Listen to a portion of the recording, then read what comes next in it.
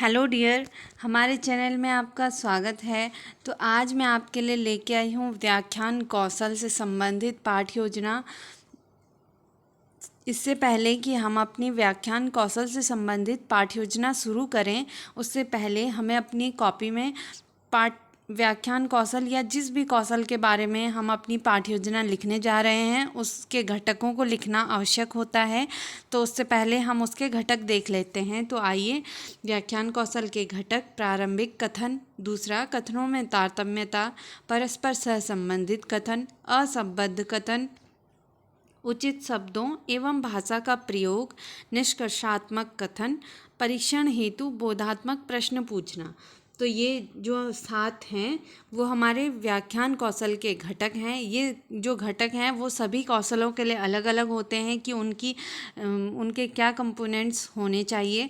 तो आइए अब हम अपनी पाठ योजना देखते हैं। तो ये हमारी पाठ योजना है जो हमारी सूक्ष्म शिक्षण की पाठ योजना है, जिसके अंतर्गत हम अपनी व्याख्यान कौशल के बारे में लिखते हैं। तो सबसे पहले पाठ योजना संख्या, दिनांक कक्षा 9, विषय विज्ञान, उपविषय रसायन विज्ञान, अवधि 6 मिनट क्योंकि ये सूक्ष्म पाठ योजना है।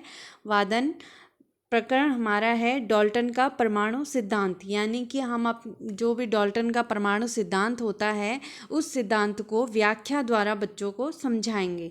तो हमारी पाठ्य वस्तु में आ जाएगा डाल्टन का परमाणु सिद्धांत।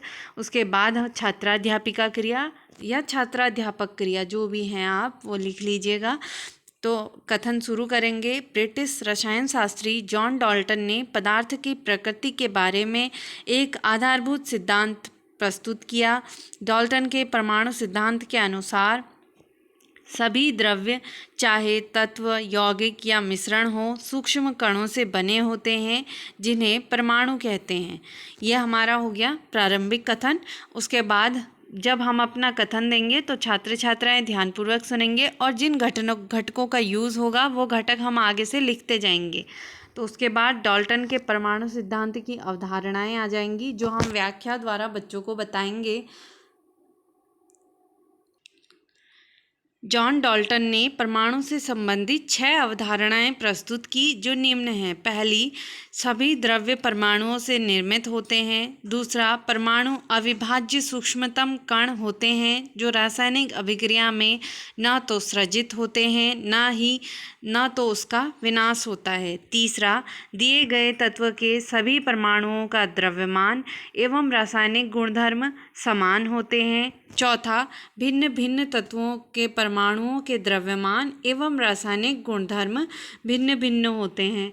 पांचवा, भिन्न भिन्न तत्वों के परमाणु परस्पर छोटी पूर्ण संख्या के अनुपात में संयोग कर यौगिक निर्मित करते हैं। छठा और अंतिम बिंदु जो डाल्टन ने दिया था, किसी भी यौगिक में परमाणुओं की सापेक्ष संख्या एवं प्रकार निश्चित होते हैं। ये हमने डाल्टन की अवधारणाएं बच्चों को व्याख्या द्वारा बताई।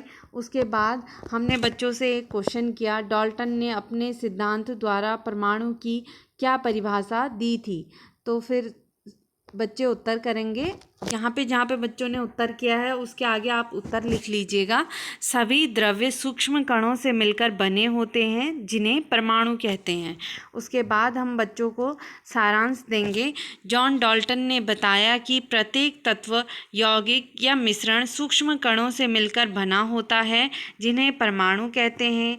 उन्होंने परमाणु सिद्धांत में परमाणु व उनके रासायनिक गुणधर्मों से संबंधित 6 अवधारणाएं दी, जिससे यह निष्कर्ष निकला कि परमाणु सूक्ष्म अविभाज्य कण है तथा इसे न उत्पन्न किया जा सकता है न ही इसका विनाश होता है। समान तत्वों के रासायनिक गुणधर्म समान होते हैं।